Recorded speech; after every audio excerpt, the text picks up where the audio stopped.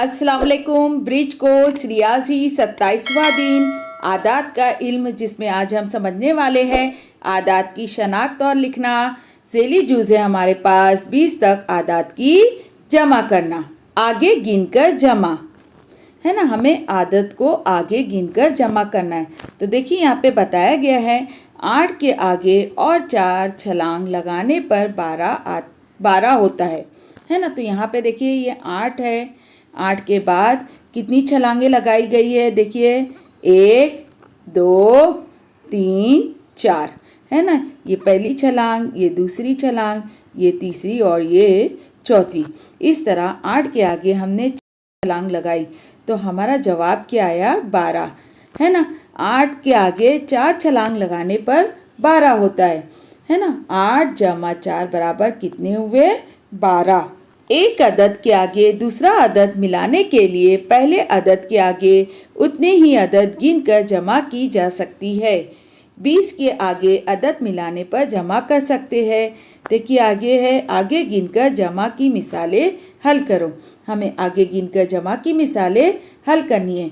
हमारे पास सवाल है 2 जमा 4, तो जमा के बाद क्या लिखा हुआ है, 4। हम यहाँ पे 4 गोलियाँ बना लेते हैं, 1 2 3 4 है ना। और क्या लिखा हुआ है जमा से पहले 2, तो 2 के आगे हम पढ़ेंगे, 2 के आगे 3, फिर 4 5 और 6। इस तरह 2 जमा 4 बराबर कितने हुए, 6।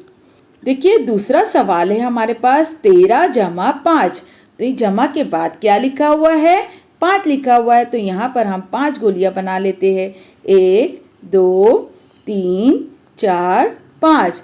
जमा से पहले क्या लिखा हुआ है, 13, तो हम यहाँ पर 13 के आगे पढ़ेंगे, 13 के आगे 14 15 16 17 18। इस तरह 13 जमा 5 बराबर कितने हुए, 18। हम यहाँ लिखेंगे 18। सवाल नंबर 3 है 9 जमा 6, तो हमें यहाँ पे कितनी गोलियाँ बनानी है, 6 गोलियाँ, 1 2 3 4 5 6। 9 के आगे हमें यहाँ पे पढ़ना है, 9 के बाद 10 11 12 13 14 15। इस तरह से तो 9 जमा 6 बराबर कितने हुए, 15। हम यहाँ लिखेंगे 15, 1 दहाई 5 इकाई 15। तो बच्चों आप भी इस तरह से आगे गिनकर जमा आसानी से कर सकते हैं। यहाँ पर ये तस्वीर है बच्चे की, बच्चा क्या कह रहा है, मेरी मदद करो। देखिए उस क्या मदद चाहता है, वो यहाँ पर लिखा हुआ है 4 8 और 12।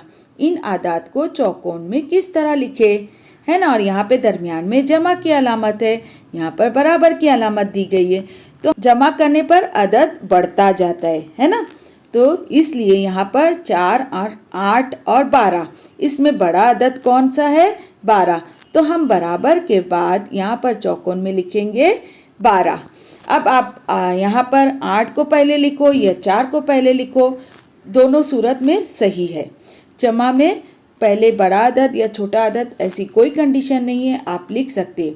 तो आप यहाँ पे पहले 4 है तो 4 लिखो, फिर 8। इस तरह 4 जमा 8 बराबर 12। सिर्फ ये आपको याद रखना है कि जमा के अमल में आखिर में जो रकम आती है वो बड़ा अदद होता है।